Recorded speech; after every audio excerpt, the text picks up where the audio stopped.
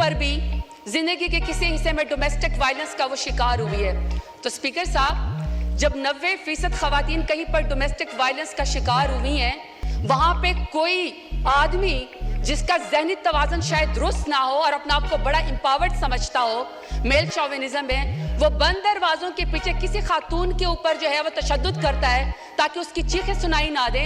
जब घर के बड़े उसको जमा करते हैं और उसको बुलाते हैं कि तुमने खातून के ऊपर तशद्दुद क्यों किया, तो सर वो भी मुंह छुपाए फिरता है। लेकिन पाकिस्तान एक ऐसा इस्लामी जमहूरिया पाकिस्तान एटमी ताकत है जिसमें नवाज शरीफ की माँ पे, जिसमें शहबाज शरीफ की माँ के ऊपर खवातीन को सड़कों के ऊपर घसीटा जाता है, उनकी चादर खींची जाती है, उनको ऊपर वाटर कैनन इस्तेमाल किए जाते हैं, लाठी चार्ज होता है, उनको ऊपर FIR की जाती है, चादर और चार दीवारों को पामाल किया जाता है, लेकिन किसी को शर्म नहीं आती है, किसी को शर्म नहीं आती है। स्पीकर साहब, कहा गया कि जी सियासत में सबका हक है और इसमें लिखा हुआ है कि जी टॉलरेंस होनी चाहिए। अगर टॉलरेंस होनी चाहिए तो स्पीकर साहब, किसी के साथ तो किसी के वालिद साहब, किसी के दादा साहब कोई वजीर थे, पाकिस्तान की खिदमत की थी, कहीं पर किसी का जो है वो पीरी मुरीदी का मामला है, कहीं पर जो है वो किसी वजीर और मुशीर के या किसी का कहता है कि जी मैं फलाने तुमंदार सरदार का बेटा हूं और बेटी हूं। लेकिन स्पीकर साहब, मेरा सवाल है कि अगर मैं NA 185 पे जरताज गुल वजीर डेरा गाजी खान से इलेक्शन लड़ना चाहती हूँ, तो क्या डेरा गाजी खान मेरे लिए नो गो एरिया था कि आप मेरे प्रपोजर और सिकंदर को भी अगवा करें, आप मेरे घर का मुहासरा करें, जब मैं घर से निकलूं तो आप मेरे ऊपर लाठी चार्ज करें। पूरे डेरा गाजी खान ने देखा कि पूरे डेरा गाजी खान की जितने भी पुलिस एनफोर्समेंट थी, इंतजामिया थी, वो एक साइड के ऊपर खड़ी थी और मुझे पाकिस्तानी चौक पे कॉर्डन ऑफ करके अकेला वहां पे खड़ा किया हुआ था। किसी को शर्म नहीं आई है, किसी को कोई फर्क नहीं वहां पे पड़ा। जब घर से बाहर निकलो तो कहते हैं कि आप NOC दो। कौन से आईन कानून में स्पीकर साहब होता है कि घर से निकलने के लिए आपको NOC चाहिए?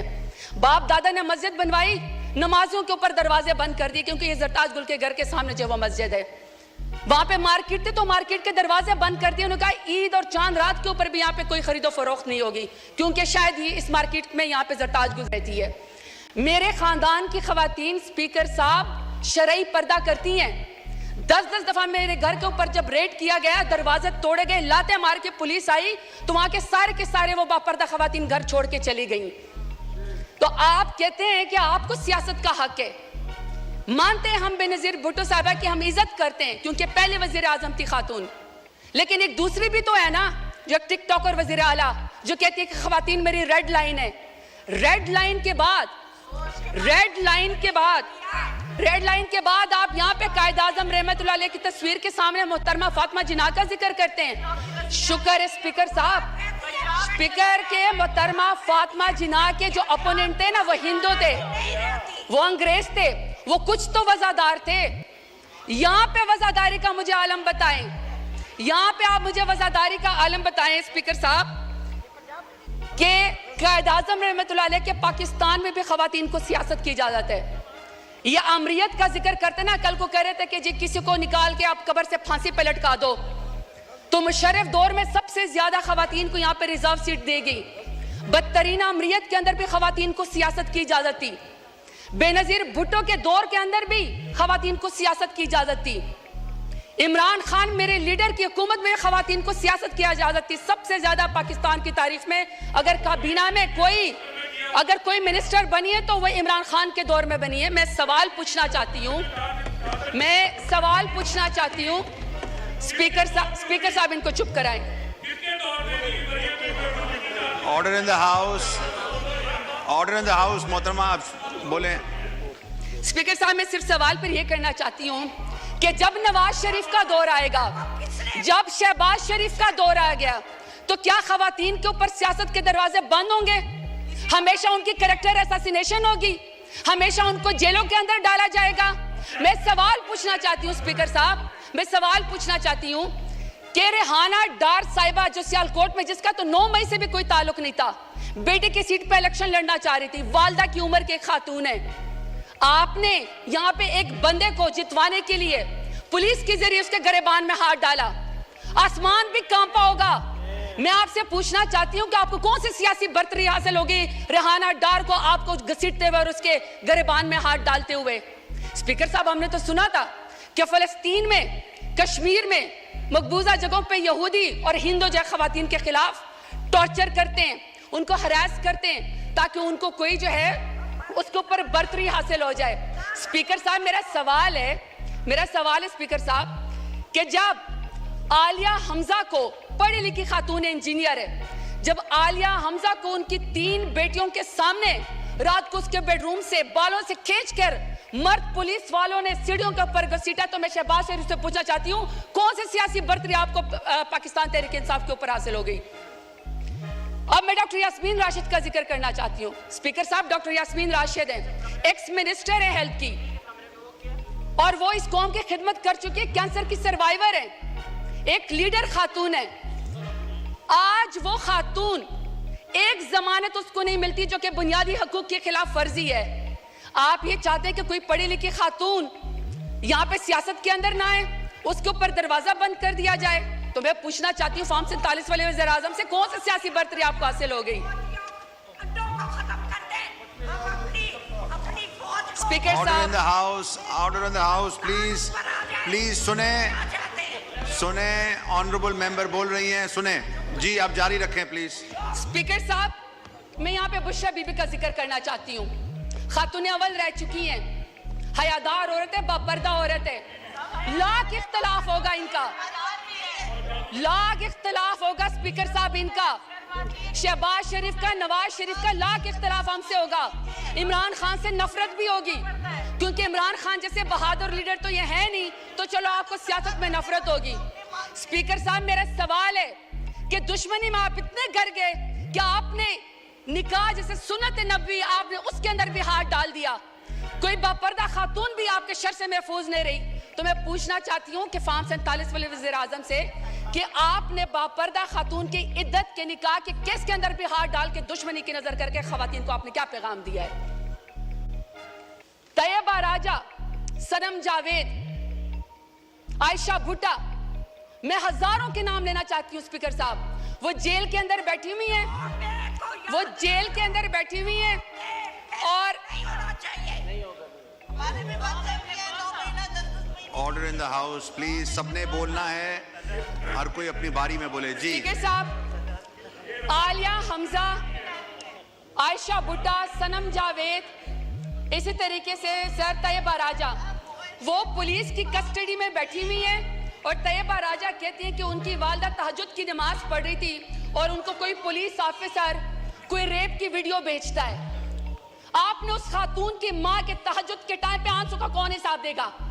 ये चाहते हैं कि यहाँ पे सियासत हो खवातीन की, ये नंबरदार है खवातीन की सियासत के, ये कमेटी बनाएंगे सियासत खवातीन की। मुझे बताएं स्पीकर साहब, जो वजीर आजम, जो नून लीग 14 शहीदों का खून करके खवातीन के सर से चादर उतार के कुर्सी के ऊपर बैठी हो, तो मैं बताना चाहता हूँ न तुम्हारी कुर्सी रहेगी, न तुम्हारी बेटियों के सर के ऊपर चादर रहेगी, क्योंकि बेटियां सांझी होती हैं, इज्जत सबकी होती है। ये स्पीकर साहब, मैं आपको जरा फैक्ट्स एंड फिगर बताना चाहती हूँ। ये 21 अप्रैल 2024 की स्टैंडिंग कमेटी की रिपोर्ट है, पीडीएम की 2 साल की, इंक्लूडिंग इनकी जमात की, पीएमएलएन की। सर, इस रिपोर्ट में कहते हैं कि खवातीन कैदियों में 60% इजाफा हुआ है। What a shame! आपने महंगाई तो कर दी, कितनी शर्मनाक बात है कि आपसे मुल्क तो संभाला नहीं जा रहा। आप कश्मीरियों का खून करते हैं, आप खवातीन को सड़कों के ऊपर घसीटते हैं, आप किसानों की पटकी उतारते हैं, लेकिन आपके पोर्टफोलियो पे माशाल्लाह से क्या है कि 60% खवातीन का इजाफा हुआ है कैदियों में। इसका हिसाब हमें कौन देगा? चले छोड़े, हम नहीं मानते। आप हमारी रिपोर्ट को, हमारी इस बात को ये रद्द कर दे, क्योंकि मैं तो पीटीआई की हूँ। जरा अपने माई बाप अमेरिका सुपर पावर की स्टैंडिंग कमेटी की जरा इनकी रिपोर्ट पढ़े। ये जी स्पीकर साहब, ये स्टेट डिपार्टमेंट की ह्यूमन राइट्स कमेटी की रिपोर्ट से जरा ये पीएमएलएन का मैं आपको जरा इनका पोर्टफोलियो बताना चाहती हूँ। वो कहते हैं इनकी नून लीग की पहली हुकूमत का खासा है अगवा, अबडक्शन, दूसरा है जाली मुकदमात, तीसरा है सियासी मुखालफिन का कत्ल, फिर है दौरे हरासत जिस्मानी रिमांड, फिर है सियासी कारकुनान को हरासा करना, जमानत मिलने के बावजूद दोबारा गिरफ्तार करना, जजों पर इंसाफ न करने के लिए उनके वीडियोस बनाना, शहरियों की जिंदगी को में गैर कानूनी तौर पर मुदाखलत करना, सहाफियों को सच बोलने से रोकना, एहतजाज और नकलो हरकत को रोकना, सियासी सरगर्मियों से ताकत के जोर पर रोकना और माशाल्लाह रिश्वत भत्ताखोरी, ये इनका पोर्टफोलियो है PMLN का। और ये यहाँ पे आके जाते हैं इमरान खान का मुकाबला करने के लिए। शुक्रिया। नहीं सर मुझे सर 5 मिनट चाहिए, मेरी आपसे रिक्वेस्ट है सर। वाइंड अप करें, रिक्वेस्ट है सर, 1 मिनट में वाइंड अप करें प्लीज। सर 5 मिनट रिक्वेस्ट है प्लीज। अभी आपके जहन कुरैशी साहब ने अभी बोलना है, आप प्लीज वाइंड अप करें। सर मेरी पहले रिक्वेस्ट ये है कि हमें तमाम खवातीन की रिपोर्ट दी जाए, उनकी हेल्थ की रिपोर्ट दी जाए और हमें यह बताया जाए कि उनको कितना जो है वो काउंसिल जमानतों के लिए उनको कितना जेल के अंदर 15 से 20 हज़ार खवातीन जो हैं, हमें उसका हिसाब बताया जाए। हम इनकी रिपोर्ट के ऊपर यकीन नहीं करते क्योंकि PDF और स्पेशली PMLN की वजह से तो खवातीन के साथ मजालिम हो रहे हैं। यहाँ पे किसी ऐसे इंडिपेंडेंट इदारे को इन्वॉल्व किया जाए जो हमें इस रिपोर्टिंग में मदद दे। दूसरा सर 22.5 मिलियन जो बच्चियां स्कूलों से बाहर हैं, उसमें सबसे बड़ी तादाद जो है वो स्कूल की बच्चियों की है। सर हमें उसका टारगेट बताया जाए कि कब होगा। सर तीसरा, खवातीन सियासतदानों को, सर एक सेकंड सर प्लीज, खवातीन सियासतदानों को सर जब आप गिरफ्तार करने के लिए आते हैं, खुदा का वास्ता सर कोई मर्द नुमाइंदा या कोई सर एहलकार जो है उनको ना घसीटे, ना उनको सर हरासा करे, बल्कि सर उनको बुलाएं, खुद खवातीन जो है वो जाके थाने में पेश हो जाएगी। सर आखिर में अपने डेरा गाजी खान के गयूर अवाम का शुक्रिया अदा करना चाहती हूँ। मैं आपसे 2-2 मिनट करके हिसाब मांगती हूँ, लेकिन सर अगर मेरे डेरा गाजी खान की गयूर अवाम ने मुझे इमरान खान के नाम पे वोट ना दिया होता तो आज जो सरदारों ने मेरे लिए गड़ा खोदा था वो खुद उसके अंदर शुक्र गिर चुके हैं। आखिर में सर कि मेरे लीडर इमरान खान के नाम कि सर जो आदमी रियासत की कैद में होकर रियासत को ये कह दे कि तुम्हारा ख्वाब रह जाएगा मुझे डरा हुआ देखना, ऐसा शख्स ने काबिल शिकस्त होता है। सर इनसे कहे शुक्रिया। शुक्रिया।